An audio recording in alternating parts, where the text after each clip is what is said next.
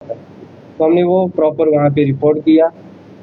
तो as a wife उसको साथ रहने के लिए लॉन्ग टर्म वीज़े की ज़रूरत है, एलटीवी। तो गवर्नमेंट की गाइडलाइन है कि जब कोई भी महिला या जब किसी भारतीय से शादी करती है तो वो उस कैटेगरी में फॉलो करती है। तो हमने 4 मार्च को ही एलटीवी अप्लाई कर दिया, long term visa. Long term visa apply किया तो 13 मार्च तक उसकी पूरी प्रक्रिया चली, उसमें वेरिफिकेशन हुई सीआईडी पुलिस की। फिर उसके बाद 13 मार्च को तो इंटरव्यू हुआ, एफआरओ जम्मू का इंटरव्यू हुआ होगा। इंटरव्यू होने के बाद फिर 13 मार्च 2025 6:02 PM पे ये जो मेल हमें मिली कि आपका जो लॉन्ग टर्म रिक्वेस्ट है, ये नंबर है, has been referred to higher authority for approval. ये एमएचए को भेज दी गई 13 मार्च को। 14 को हमारा वीज़ा एक्सपायर होना था, तो हम एलटीवी कैटेगरी में आ गए, हमें एलटीवी में स्टे हो गया। उसके बाद हम एलटीवी में रहते रहे। तो अचानक ये पहलगाम का इंसिडेंट हुआ, सरकार ने कुछ निर्णय लिए उस पर। हमें भी उस चीज़ का बहुत दुख है, मजम्मत करते हैं, हम उसके सख्त खिलाफ हैं। सरकार ने जो कठोर फैसले लिए हैं हम उसका समर्थन करते हैं। फिर अचानक से मुझे एक एग्जिट परमिट की मेल आती है, एग्जिट परमिट की एक मेल आती है। तो उसमें लिखा होता है कि आपको जो भारत से जाना पड़ेगा, आपका एग्जिट परमिट ग्रांट हो गया। तो मैंने जब बात की तो उन्होंने बताया नहीं नहीं आप एलटीवी में हैं। कुछ देर के बाद हमें एक मेल और आती है, ये 26 अप्रैल 2025 को 4:42 पे आती है, मेल आती है। इसमें लिखा है कि decision on your exit permit against application number stand cancelled, we are re examining your case, कि हमें नहीं जाना है, आपके केस के ऊपर दोबारा देखा जा रहा है। और गवर्नमेंट ऑफ इंडिया का जो नोटिस है, जो ऑर्डर आया था, जो ये वीज़े रिवोक का, वो ये है, उसमें क्लियर लिखा है गवर्नमेंट, ये सीरियल नंबर 16 वीज़े, उसमें एलटीवी एक ऐसा मात्र वीज़ा है जिसके ऊपर ये कोई भी डेडलाइन लागू नहीं होती। एग्जिट परमिट जो है, एग्जिट वीज़ा, ये सभी हैं, एलटीवी वैलिड है। Issue of new visa allowed, new वीज़े जो मिलेंगे वो सिर्फ यस एलटीवी को ही मिलेंगे। और ये ऑर्डर डेडलाइन जो है नॉट एप्लीकेबल, एलटीवी पे ये लागू नहीं होती है, ये क्लियर। हम इस दौरान हम रहते रहे। फिर 28 में भी 28 या 27 को हमें तहसीलदार की तरफ से एक नोटिस आता है विजिट वीज़े का, ना कि एलटीवी का। एलटीवी का उसमें कोई जिक्र नहीं है, विजिट वीज़े का आता है। वो लिखते हैं कि आपका विजिट वीज़ा 22 मार्च को खत्म हो गया, हालांकि हमारा विजिट वीज़ा 14 मार्च को खत्म हो गया, 22 को नहीं हुआ, 14 मार्च को ही खत्म हो गया। तो हमने उस टाइम हमें जाने के लिए बोल दिया, तो हमने अपने एडवोकेट अंकुर शर्मा जी से बात की। तो हमने हाई कोर्ट से अपील की कि हमारे साथ ये गलत हो रहा है कि हमने ये एलटीवी में आते हैं, हमने पूरी परमिशन से शादी की है, सीआरपी को इंटीमेशन किया हुआ है, सारे डॉक्यूमेंट्स लगाए। तो हाई कोर्ट ने उसको सुना, ये उस टाइम सुना जब जम्मू से पीसीआर से हमें रवाना कर दिया था अटारी वाघा बॉर्डर के लिए। हाई कोर्ट ने सारी ये चीज़ें सुनने के बाद एक ऑर्डर निकाला, जिसके ऑर्डर के तहत उन्हें वाघा बॉर्डर से वापस हमारे घर लाया गया कि इनका जो ये केस है ये एलटीवी में ही फॉलो करते हैं। जब घर आ गए तो कल अचानक मैंने कुछ सोशल मीडिया पे कुछ ऐसे न्यूज़ चैनल मैंने सुना कि सीआरपीएफ जवान के खिलाफ कुछ एक्शन लेने वाली है, जवान ने कुछ वायलेशन की। तो होते होते शाम के कोई 5:30-6 बजे कुछ 4 लोग डिपार्टमेंट के मेरे घर आते हैं। ये 41 बटालियन से आते हैं, कुछ जम्मू आईजी सेक्टर ऑफिस से आते हैं, सीआरपीएफ वन क्लास से। उन्होंने आके एक नोटिस दिया। जब मैंने उस नोटिस को पढ़ा, उसमें फर्स्ट पैरे में उन्होंने लिखा है कि जवान ने निकाह की सूचना डिपार्टमेंट को दी। निकाह ही मैरिज होती है, मैं आपको ये क्लियर करता हूँ कि निकाह ही मैरिज होती है, वही मैरिज है। निकाह की सूचना दी है। उसके बाद वाइफ को वीज़ा ख़त्म होने के बाद इलीगल तरीके से यहाँ रखा। हालांकि ये एफआरओ की तरफ से हमें अप्रूवल है, जो कंसर्न अथॉरिटी है वीज़े की, और एलटीवी में उन्होंने स्टे दिया और हाई कोर्ट ने इस चीज़ को माना है। और गवर्नमेंट ऑफ इंडिया की गाइडलाइन भी इस पर यही है, साफ क्लियर है, आप देख सकते हो। इस पर लिखा है नॉट एप्लीकेबल, इस पर लागू नहीं होता जो ऑर्डर निकला एलटीवी पे।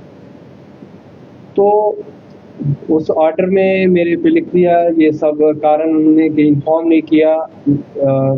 हालांकि मैंने जब मेरी वाइफ यहाँ आई, मेरे पास अभी भी प्रूफ है, व्हाट्सएप पे है। मैंने 72 बटालियन में विजिट वीजे की कापियाँ, अपने निकाह सर्टिफिकेट, ये फोटो, ये सब चीज़ें मैंने 72 बटालियन में भी जमा किए। तो 72 बटालियन में मैंने ये जमा किए थे। फिर उसके बाद जब मैंने 13 मार्च को एलटीवी का मैंने प्रोसीजर जो मेरा कंप्लीट हुआ, मैंने वो भी अपनी 72 बटालियन को एलटीवी के लिए बता दिया कि मैंने एलटीवी में स्टे कर रही है मेरी वाइफ। 23 मार्च 2025 को मैं छुट्टी से रिपोर्ट करता हूँ। शिवखोड़ी रियासी में मेरी कंपनी थी 72 बटालियन की। वहाँ से फिर मैं हेडक्वार्टर जाता हूँ 25 मार्च को 2025 को। कुछ ट्रेनिंग के मामले में वहाँ भेजा गया था। तो 27 तारीख को अचानक सुबह, 27 मार्च को अचानक सुबह मुझे, हमारे मार्का होता है उसमें मुझे बुलाया गया डिप्टी कमांडेंट की तरफ से।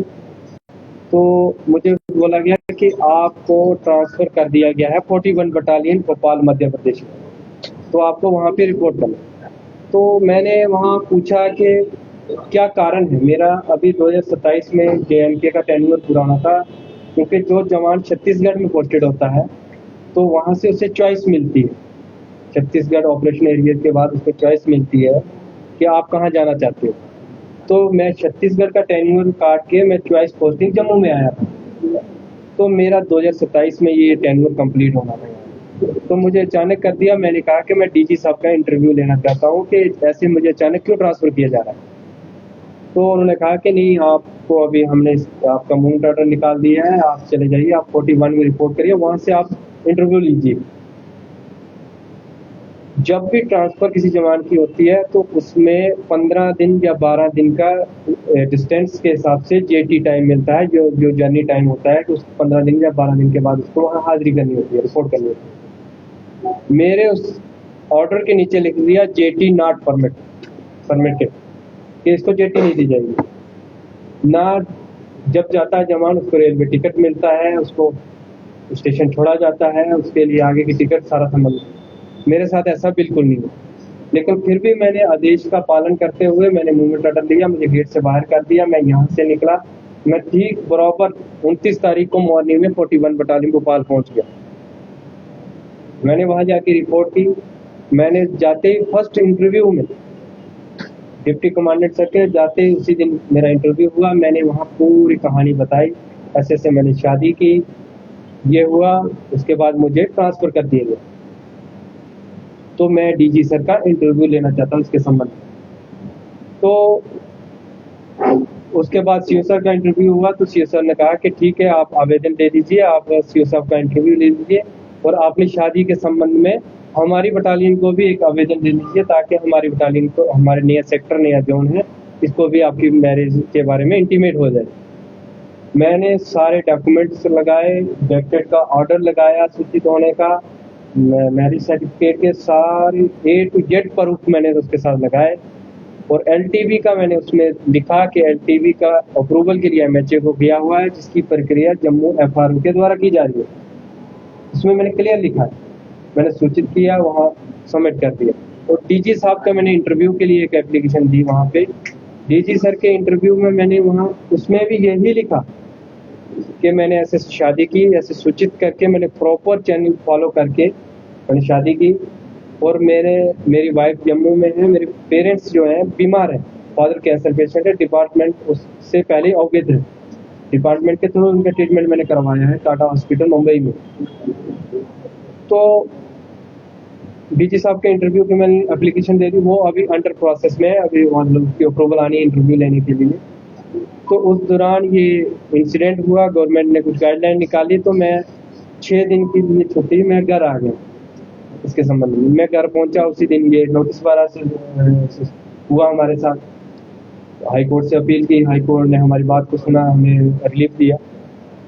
तो फिर ये अचानक से 41 बटालियन की कमांडेंट सर की तरफ से ये लेटर कल मुझे रिसीव हुआ। उसमें उन्होंने इस चीज़ का उल्लेख किया है कि आपने डिपार्टमेंट को बताया नहीं, और उसी में एक चीज़ ये भी मेंशन की है कि निकाह के लिए बताया। निकाह ही शादी होती है, निकाह नामा ही मैंने उनको दिया है। और इस चीज़ को ये डीजी डायरेक्टर का जो लेटर है उसमें भी ये क्लियर है कि डिपार्टमेंट को मैंने सूचित किया है, और एनओसी का कोई उल्लेख नहीं, सिर्फ इंटीमेशन करना होता है। तो इसके बरहस मुझे डिसमिस फ्रॉम सर्विस कर दिया। तो मेरी प्रधानमंत्री जी से और गृह मंत्री जी से अपील है एक जवान की हैसियत से कि मेरे साथ जस्टिस होना चाहिए। जब मेरे पास डॉक्यूमेंट कंप्लीट है, हर चीज़ मेरी प्रॉपर है, तो ऐसा क्यों? ऐसा क्यों? जी आगे का सब क्या रहेगा? मैं न्यायालय जाऊंगा, मैं हाई कोर्ट जाऊंगा। इसके संबंध में मैंने दे दिए हैं डॉक्यूमेंटेशन इसके बारे में, कि ये कोर्ट देखेगा इसमें कि क्या मेरे डॉक्यूमेंट सही हैं, क्या गलत है, ये चीज़ जस्टिफाई होंगे। आपका कहने का मतलब है कि आपकी डॉक्यूमेंटेशन क्लियर, लेकिन आपके साथ नाइंसाफी की गई। जी, आप ये कहना चाहते जी। तो जिस तरह से लॉन्ग टर्म जो वीजा अप्लाई किया था उसका अप्रूवल अभी तक नहीं आया था। नहीं, उसका जो प्रोसेस, जो उसका प्रोसीजर है पूरा, वो आप जब किसी विजिट वीज़े पे आते हैं तो आपको इन टाइम में उसको अप्लाई करना है, और उसका फाइनल स्टेप होता है इंटरव्यू। वेरिफिकेशन होने के बाद इंटरव्यू, और इंटरव्यू के बाद अप्रूवल के लिए भेज दिया जाता है। तो अप्रूवल में उसमें टाइम लगता है। लेकिन जब तक अप्रूवल नहीं आता तो क्या आपको राइट है कि आप जी जी कर सकते? जी जी, उसकी गाइडलाइन में है, टीवी की जो गाइडलाइन है वो कोर्ट में भी पड़ी है। और जो आपने देखा होगा कि मैक्सिमम लोग जो अप्लाई किए हुए हैं मतलब उस प्रोसेस में, तो वो ये जो कंसर्न अथॉरिटी होती है ये पहले इन्फॉर्म कर देती है कि आप स्टे कर सकते हैं। इलीगल तरीके से आप ही बताओ कि कैसे रह सकता है इंसान, जब सब कुछ ऑन रिकॉर्ड है, जब आ रहे हैं तो कोई रह सकता है? ये बात है।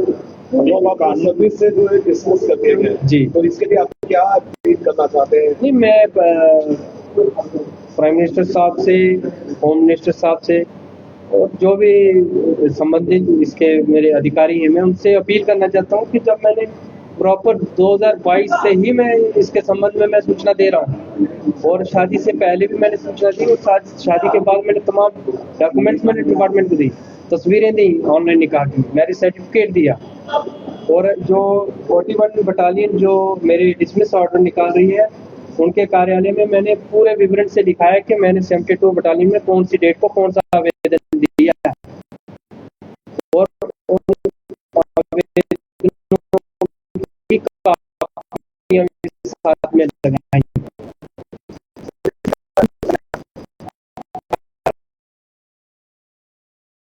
नहीं, वीजा खत्म कैसे हो गया जब हाई कोर्ट उस चीज को मान रहा है कि ये प्रोसीजर इनका सही है, फॉलो है, और उसका जवाब कंसर्न अथॉरिटी जो है